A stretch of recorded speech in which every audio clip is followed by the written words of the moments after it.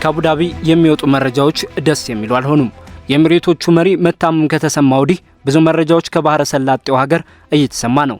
ቢን ዛይድ በጠና መታመማቸውን የሚዘግቡ የአረብ ሚዲያዎች በዝተዋል። እስከ ሞትም ድረስ ዘልቀው እየገባሉ።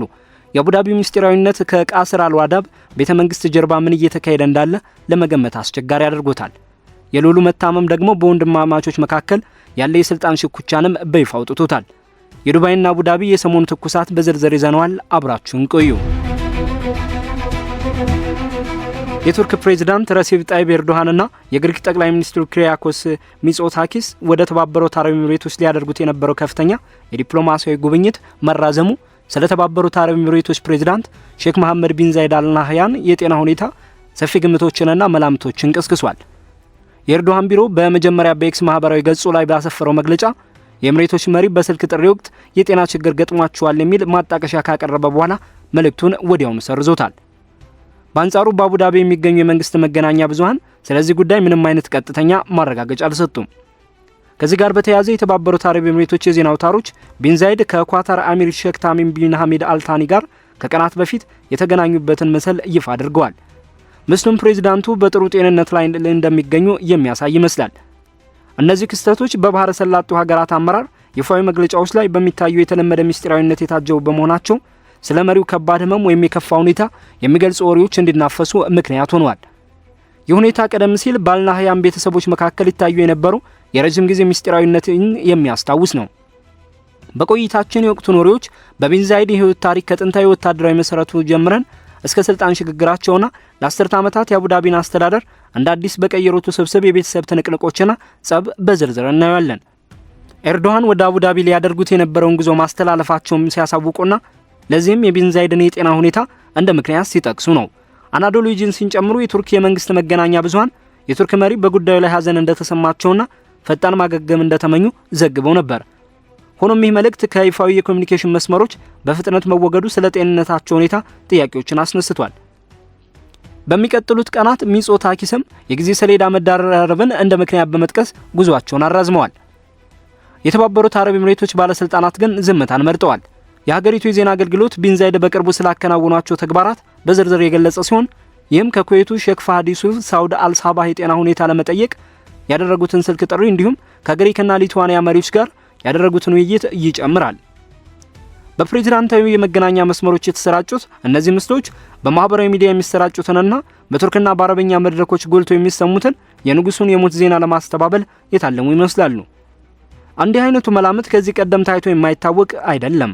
በ2014 የቢን ዛይድ ወንድምና የቀድሞ ፕሬዝዳንት ሼክ ኸሊፋ ቢን ዛይድ አልናህያን በደረሰባቸው የስትሮክ አደጋ ምክንያት በግንቦት 22 በ73 ዓመታቸው እስከ ሞቱበት ጊዜ ድረስ ለ10 ዓመታት ያህል በህዝብ ፊት እምብዛም አይታዩም ነበር። በዚያ ወቅት ቢን ዛይድ የሀገሪቱን ጉዳዮች በተጨባጭ መሩ የነበረ ቢሆንም የስልጣን ሽግግሩ በይፋ የጸናው ኸሊፋ ካረፉ በኋላ ነው። አሁን ያለው ክስተት አጭር ቢሆንም የግል ጤንነት እንደ መንግስት ሚስጥር በሚጠበቅባት አቡዳቢ ውስጥ ስለ ሀገሪቱ የስልጣን መዋቅር ዘላቂነት ጥያቄዎችን በድጋሚ አንስቷል። ብዙውን ጊዜ ኤምቢዜድ ተብለው የሚጠሩ ሼክ መሐመድ ቢን ዛይድ አልናህያን መጋቢት 11 ቀን 1961 ዓ.ም በወቅቱ በብሪታንያ ጥበቃ ስር በነበረችው አላይን ውስጥ ተወልደዋል። የተባበሩት አረብ ኤሚሬቶች መስራች አባትና የመጀመሪያው ፕሬዝዳንት የሼክ ዛይድ ቢን ሱልጣን አልናህያን ሶስተኛ ልጅ እንደመሆናቸው የኤምቢዜድ የመጀመሪያ ህይወት ዘመን ኤሚሬቶች ከበረሃማ አካባቢነት ወደ 7 ግዛቶች ፌዴሬሽንነት ከተቀየረችበት ወቅት ጋር ይገጣጠማል። የሼክ ዛይድ አገዛዝ ከ1966 ጀምሮ የአቡዳቢ መሪ በመሆን በነዳጅ ላይ የተመሰረተ ዘመናዊነትን፣ የጎሳ ጥምረቶችንና የፓን አረብ አንድነትን እያጎላ ነበር። እነዚህም መሪዎች የኤምቢዜድን የዓለም እይታ ቀርጸዋል። በአቡዳቢ የሁለተኛ ደረጃ ትምህርታቸውን ካጠናቀቁ በኋላ በዩናይትድ ኪንግደም የሚገኘውን የሮያል ሚሊታሪ አካዳሚ ሳንድረርስ በመግባት በ1979 ተመርቀዋል። ይህ ወቅት የብሪታንያ ወታደራዊ ዶክትሪንን ከቅድመ አያቶቻቸው የበደዊን ስነ ምግባር ጋር በማዋሃድ ስነ ስርዓታዊና ተዋረድን የተከተለ የአመራር አካሄድ እንዲላበሱ አድርጓቸዋል።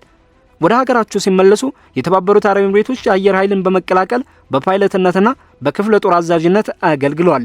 የእሳቸው ወታደራዊ ተሳትፎ ጎልቶ የታየው በ1991 የፋርስ ባህረ ሰላጤ ጦርነት ወቅት ሲሆን የኤሚሬቶች ኃይሎች ኢራቅን ለመመከት በአሜሪካ ለሚመራው ጥምር ጦር ድጋፍ በሰጡበት ወቅት ነበር። ቢን ዛይድ እንዳገናኝ መኮንን በመሆን ከአሜሪካ ወታደራዊ አታሼዎች ጋር ዘላቂ ግንኙነት መስርተዋል። ይህም ለኤሚሬቶች የኋላ ዘመን የደህንነት አጋርነት መሰረት ሆኗል። በ2000ዎቹ መጀመሪያ ላይ የኤምቢዜድ ዝናና አቅም እየጠነከረ መጥቷል። በ2004 የሼክ ዛይድን ሞት ተከትሎ ሀሊፋ የአቡዳቢ መሪና የኤምሬቶች ፕሬዝዳንት ሲሆኑ ኤምቢዜድን አልጋወራሽና የአቡዳቢ ስራ አስፈጻሚ ምክር ቤት ሰብሳቢ አድርገው ሾሟቸው። ይህ አካል ከመስከረም 11 የአሜሪካ ጥቃት በኋላ የሀገሪቱን የኢኮኖሚ እቅድ ጨምሮ የዕለት ተዕለት ስራዎችን በበላይነት ይቆጣጠር ነበር። ኤምቢዜድ በተጨማሪም በ2005 የተባበሩት አረብ ኤምሬቶች የታጠቀ ኃይል ምክትል ጠቅላይ አዛዥ በመሆን ተሾመዋል። ይህም ወደ ሌተናንት ጄኔራልነት ማዕረግ አሳድጓቸዋል። በእሳቸው ቁጥጥር ስር ወታደራዊ ዘርፍ ዘመናዊነትን ተቀዳጅቷል። የላቁ ተዋጊ ጀቶች፣ ድሮኖችና የልዩ ኃይል ስልጠናዎች ሀገሪቱን በክልሉ ኃይል ሚዛን ውስጥ ወሳኝ ተዋናይ አድርገዋታል። በ2014 ሀሊፋን ከአገልግሎት ውጭ ያደረጋቸው የስትሮክ አደጋ ወሳኝ ለውጥ አምጥቷል። ሀሊፋ ከህዝብ እይታ ርቀው አልፎ አልፎ ብቻ የኢድ በዓላት ባሉ አጋጣሚዎች ሲታዩ ኤምቢዜድ በተግባር ሀገሪቱን መምራት ጀምረዋል። የዘመን ጠንካራ የውጭ ፖሊሲ እየታየበትም ነበር። በየመን እርስ በርስ ጦርነት ጣልቃ መግባት፣ በሊቢያ የጀነራል ሀሊፋ ሀፍታርን ወገን መደገፍና በሱዳን ግጭቶች ውስጥ ሽምግልና ማድረግ ይገኙበታል። በሀገር ውስጥ ኤምቢዜድ ዲቪዥን 2031 በሚባለው እቅዳቸው የሀብት ምንጮችን በቴክኖሎጂ በታዳሽ ኃይልና በቱሪዝም ላይ በማፍሰስ የኢኮኖሚ ብዝሃነትን አበረታተዋል። እንደ መሐመድ ቢን ዛይድ አርቲፊሻል ኢንተለጀንስ ዩኒቨርሲቲ ያሉ ተቋማት የወደፊት ተኮር ለሆኑ ዘርፎች የሚሰጡን ትኩረት እያሳያሉ። የኤምቢዜድ ይፋዊ የስልጣን እርገት የመጣው ግንቦት 22 ሀሊፋ በሞት በሰዓታት ውስጥ ነበር። በፌዴራል ከፍተኛ ምክር ቤት በአንድ ድምጽ ተመርጠው የኤምሬቶች ሶስተኛው ፕሬዝዳንትና የአቡዳቢ መሪ ሆነዋል። የስልጣን ዘመናቸው መቻቻልን እንደ ብሔራዊ መለያ አጉልቷል። ከእስራኤል ጋር ግንኙነትን ወደ መደበኛ የለወጠውን የአብርሃም ስምምነትን በማስተናገድ እንዲሁም እንደ G42 ያሉ በመንግስት የሚደገፉ ኩባንያዎች ከማይክሮሶፍትና ሌሎች ጋር አጋርነት በመፍጠር በአርቲፊሻል ኢንተለጀንስ የበላይነትን ለመያዝ ጥረዋል። ሆኖም እነዚህ ስኬቶች አሁንም ድረስ በቤተሰባዊ መዋቅርና በለውጥ ሂደት ላይ ባለው የአመራር ስርዓት ላይ የተመሰረቱ ናቸው። ከባኒያስ ነገድ የተወለዱት የአልናህያን ቤተሰቦች በአቡዳቢ ላይ ያላቸውን የበላይነት ከ18ኛው ክፍለ ዘመን ጀምሮ ሲያስከብሩ የኖሩት በወንድማማቾችና በቅርብ ዘመዶች መካከል በሚደረግ የምክክር ስምምነት ላይ በተመሰረተ የአመራር ስርዓት ነበር። የሀገሪቱ መስራች የነበሩት የሼክ ዛይድ 19 ወንዶች ልጆች ከተለያዩ ሚስቶች የተወለዱ ቢሆኑም ይህንንም አግድም የስልጣን ሽግግር ሞዴል በተግባር ሲያሳዩ ቆይቷል። በዚህ ስርዓት ውስጥ ስልጣን በወንድማማቾች መካከል እንዲከፋፈል ይደረግ የነበረው በመካከላቸው ሊፈጠር የሚችለውን የስልጣን ሽኩቻ ለመቀነስና ሚዛኑን ለመጠበቅ ታስቦ ነበር።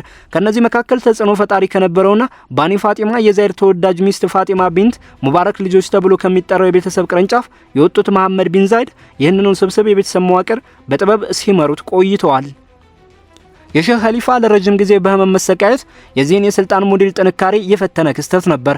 መሐመድ ቢን ዛይድ በተግባር ሀገሪቱን እየመሩ በነበረበት ወቅት ወንድሞቻቸውን የታህኑንን የአዛና የማንሱር ምኞትና ፍላጎት ማመጣጠን ነበረባቸው። በመጋቢት 2023 ፕሬዝዳንት ሆኖ በተሾሙ በ9ኛው ወር መሐመድ ቢን ዛይድ አዲስ የመዋቅር ለውጥ አዋጅ አውጥተዋል። በዚህም የበኩር ልጃቸውን ሼክ ኻሊድ ቢን መሐመድ አልናህያንን የአቡዳቢ አልጋወራሽ አድርገው ሾመዋል። የሹመት በዘመናዊ የተባበሩት አረብ ኤሚሬቶች ታሪክ ውስጥ የመጀመሪያው ቁልቁል ወይም ከአባት ወደ ልጅ የተደረገ የስልጣን ውርስ ሽግግር ነው። ቀደም ሲል የአቡዳቢ ስራ አስፈጻሚ ምክር ቤት ሰብሳቢ የነበሩትና በደህንነት ዘርፍ ተሳትፎ የነበራቸው ሼክ ኻሊድ በ26 መጀመሪያ ላይ 260 ቢሊዮን ዶላር ካፒታል ያለውን የኤዲኪው የሉዓላዊ ሀብት ፈንድ ጨምሮ ወሳኝ የሆኑ የመንግስት የሥራ ድርሻዎችን ተረክበዋል። የአዋጅ በወንድማማቾች መካከል ግጭት እንዳይፈጠር ታስቦ የመሐመድ ቢን ዛይድን ወንድሞችም ወደ ከፍተኛ የስልጣን እርከን አውጥቷቸዋል። ታኑም ቢን ዛይድ የብሔራዊ ደህንነት አማካሪና የምክትል መሪነትን ድርሻ ሲረከቡ ሀዛ ቢን ዛይድ ደግሞ ባላይን የገዢው ተወካይና ሌላኛው ምክትል መሪ ሆኖ ተሾመዋል። ማንሱር ደግሞ የተባበሩት አረብ ኤሚሬቶች ምክትል ፕሬዝዳንትነትን አግኝተዋል። ተንታኞች ይህንን እርምጃ መሐመድ ቢን ዛይድ በወንድማማቾች መካከል ሊነሳ የሚችለውን የስልጣን ፖለቲካ አስቀድሞ ለመግታት ያደረጉት ጥረት እንደሆነ ይተረጉሙታል። ይህም በሳውዲ አረቢያው አልጋ ወራሽ መሐመድ ቢን ሰልማን የአልሳውዲን የስልጣን መስመር በአንድ አቅጣጫ ለማጥበብ ከወሰዱት እርምጃ ጋር ይመሳሰላል። ይሁን እንጂ እነዚህ ሹመቶች በቤተሰቡ ውስጥ ያሉትን ልዩነት መስመሮችም አጉልተው አሳይተዋል። በ1963 የተወለዱት ታኑን ከ1.5 ትሪሊዮን ዶላር በላይ ዋጋ ያለው ኢኮኖሚና የደህንነት መዋቅርን በበላይነት ይመራሉ። እንደ ሮያል ግሩፕ፣ ኤዲኪውና ኢንተርናሽናል ሆልዲንግ ካምፓኒ ያሉ ግዙፍ ተቋማትን በመምራት መዋለ ንዋያቸውን ወደ አርቲፊሻል ኢንተለጀንስ፣ ባዮቴክኖሎጂና ሳይበር ደህንነት አዙረዋል። የእሳቸው ተጽዕኖ ከሀገር ውስጥ አልፎ በውጭ ሀገራት ባሉ ተኪ ኃይሎች ላይም ይረዝማል። በሊቢያ የሀፍታር ጦር፣ በየመን የደቡብ ሽግግር ምክር ቤትና በሱዳን በመሐመድ ሀምዳን ዳጋሎ ወይም ሄሜቲ የሚመራው ፈጥኖ ደራሽ ኃይሎች የገንዘብ ድጋፍ እያደርጋሉ። የምዕራባውያን ዘገባዎች ታህኑንን ከዲጂታል የስለላ መሳሪያዎች የእስራኤል የስለላ ሶፍትዌሮችን ጨምሮ ቢያያይዟቸውም አቡዳቢ ግን ማንኛውንም ተገቢ ያልሆነ ድርጊት አስተባብላለች። ከሳቸው በ5 ዓመት የሚያንሱትና በ1988 ከአረብ ኤምሬቶች ዩኒቨርሲቲ በአስተዳደር ሳይንስ የተመረቁት ሀዛ ቢን ዛይድ ደግሞ ሌላኛውን ኃይል ይወክላሉ። የሥራ ሕይወታቸውን በ1983 በሀገር ደህንነት መስሪያ ቤት የጀመሩት ሀዛ የቀድሞ የብሔራዊ ደህንነት አማካሪ በመሆን በጎሳዎች መካከል ያለውን ትስስር በማጠናከርና ባላይን አስተዳደራዊ ስራዎች ላይ ትኩረት አድርገዋል። በታኑን ዓለም አቀፋዊና በመረጃ ላይ የተመሰረተ አካሄድ በተቃራኒ የሀዛ ሚና በማህበራዊ መረጋጋትና በአካባቢው ቅቡልነት ላይ እያተኮረ ነው። በወንድማማቾች መካከል ያለው ውጥረት በ25 በወጡ ዘገባዎች ላይ መታየት ጀምሯል። ኢንሳይድ ኦቨር የተባለው የጣሊያን የዜና ምንጭ በክልላዊ ተኪ ኃይሎች ጉዳይ ላይ በወንድማማቾች መካከል ዝምተኛ ፍልሚያ እንዳለ ገልጿል። ታኑን ሰፊ የገንዘብ ድጋፍ የሚጠይቁ ኔትወርኮችን ሲደግፉ፣ ሀዛ ግን ዲፕሎማሲያዊ ቀውስን ለማስወገድ ጥንቃቄ የተሞላበት አካሄድ እንዲከተሉ ይከራከራሉ።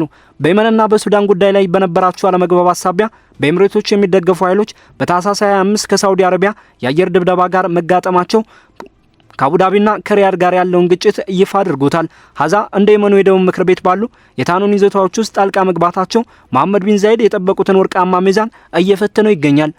የሼህ ኻሊድ ወደ ስልጣን መምጣት ሁኔታውን ይበልጥ ውስብስብ ያደርገዋል። በ44 ዓመታቸው ከ23 ጀምሮ የሥራ አስፈጻሚ ምክር ቤቱን እየመሩ ያሉት ኻሊድ በከተማ ፕላን እና በኤነርጂ ዘርፍ ላይ ትልቅ ተጽዕኖ አላቸው። እሳቸው ወደ አልጋ ወራሽነት ከፍ ማለት የትውልድ ሽግግርን የሚያሳይ ቢሆንም አጎቶቻቸውን ግን ከስልጣን ተዋረድ በታች ያደርጋቸዋል። ይህ ደግሞ ከመሐመድ ቢን ዛይድ በኋላ አዲስ የስልጣን ሽግሽግ ሊፈጠር እንደሚችል ይጠቁማል። ባሳለፍነው ሐምሌ የወጣ የጀርመን ኢንስቲትዩት ሪፖርት እንዳመለከተው የተባበሩት አረብ ኤምሬቶች መረጋጋት የተመሰረተው በተቋማት ላይ ሳይሆን በግለሰብ ስብዕና ላይ በመሆኑ ያልተገራ የስልጣን ሽኩቻ ወደፊት መሰነጣጠቅን ሊፈጠር እንደሚችል አስጠንቅቋል።